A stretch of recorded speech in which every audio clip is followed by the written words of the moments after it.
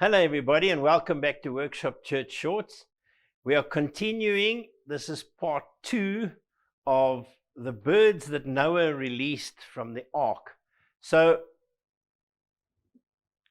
Noah released, the second bird was a dove. And the dove flew around and returned without anything, not a leaf. It just returned in the evening because it could not find anywhere to land. And Noah was able to take it back into the ark. And it was there. So the second person that I associate with the dove, the first one was Noah, was the raven. The second one is Abraham as the dove, but he had no place to land. Okay, so let's have a look at Genesis chapter 15 and verse 5.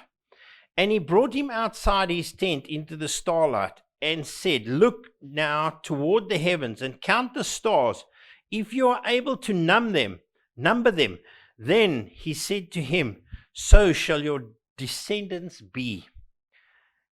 And he, Abraham, believed in, trusted in, relied on, remained steadfast to the Lord, and he counted him as righteousness, right standing with God." So Noah, because he believed God, it was counted to him as righteousness. So if we back up there, Abraham believed in, trusted in, relied on, remained steadfast to the Lord. That's what we need to do in our lives. We need to do all those items. Be steadfast in everything that you do. Be steadfast mostly in the Lord. Amen. Let's jump to Hebrews chapter 11. The first message was quite short, but this one should get a bit better. Hebrews chapter 11 and verse 12.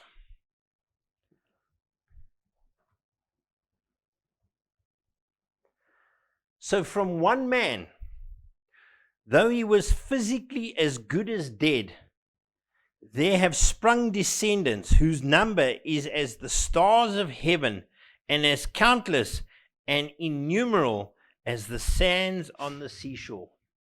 So the word says to us, he was as good as dead. That means, first of all, Abraham was 125 years old when Isaac was born. Sarah was like 100 years old. She is way past the stage of menopause. Abraham is physically way past any production that he could produce offspring. On the other hand, if you look back in history, people lived for 600, 700, 800 years or whatever, but Abraham, it says there, he was past the age of producing. He was as good as dead. So that's the weirdest, because the promise made in Genesis chapter 15 that if he looked up to the stars and he could count it, so would his descendants be.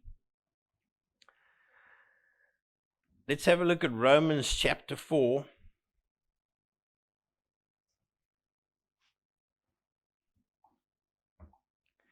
And verse 3.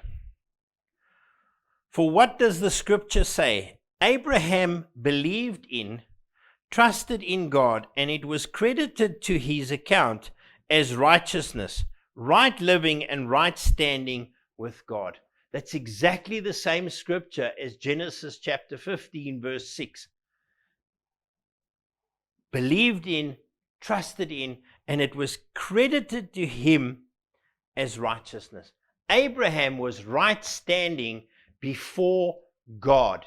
So Abraham would definitely be a dove, because a dove is such a pure, anywhere you look in the world, anywhere you look in society, anywhere you look in the scriptures, every time you look at a dove represents peace, a dove represents purity, and it's like the simplest of bird that just trusts in God. Amen. Let's have a look at Genesis chapter 17 and verse 17. Now, obviously, God had been speaking to Abraham, and he was telling him that he's going to have a child. Now, if I'm 100 years old and God told me this, I would probably do exactly the same as Abraham, and Sarah did exactly the same thing. Then Abraham fell on his face and laughed and said in his heart, shall a child be born to a man who is 100 years old? And shall Sarah, who is 90 years old, bear a son?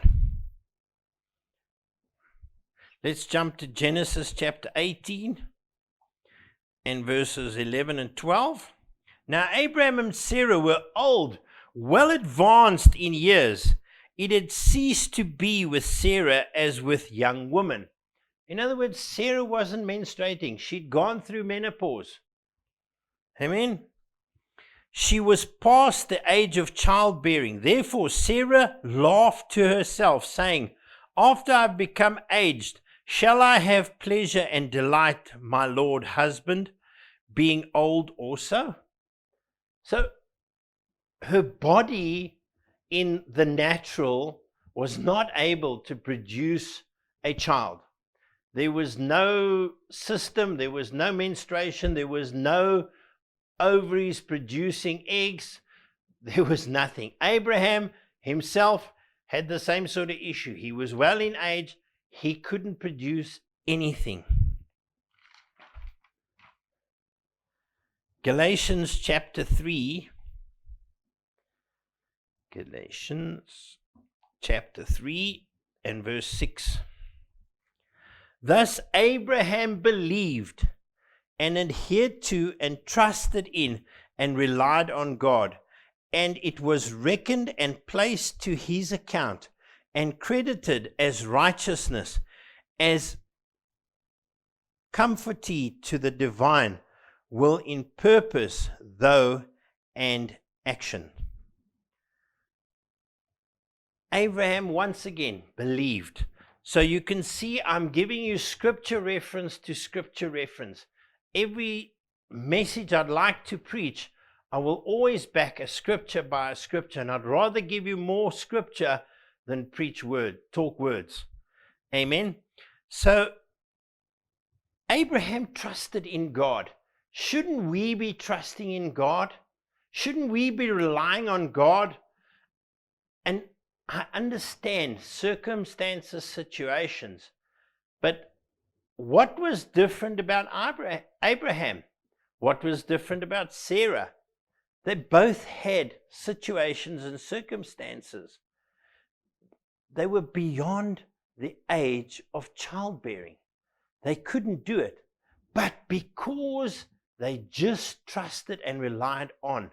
Now, anything in our lives, all we need to do is trust and rely on God our Father, and He will always, always, always come through for us.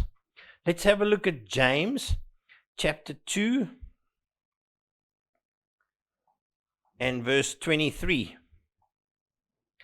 And so the scripture was fulfilled that says, Abraham believed in, adhered to, trusted in, and relied on God, and this was accounted to him as righteousness, as conformity to God's will in though and in will in though and deed. Thought. Thought and deed.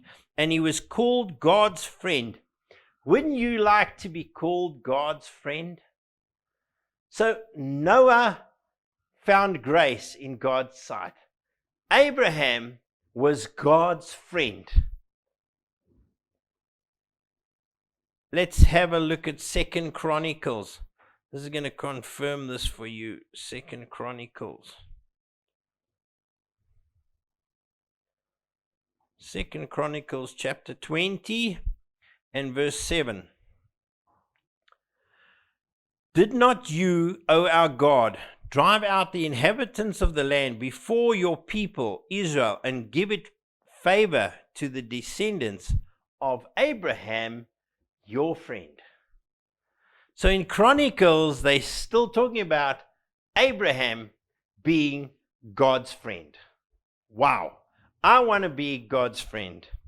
And my final scripture is Isaiah chapter 41.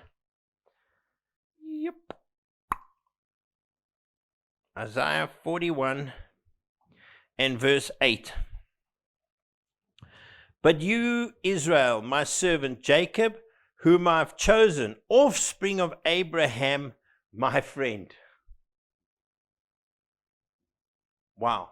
So this dove, this friend of God, has some significance in the world.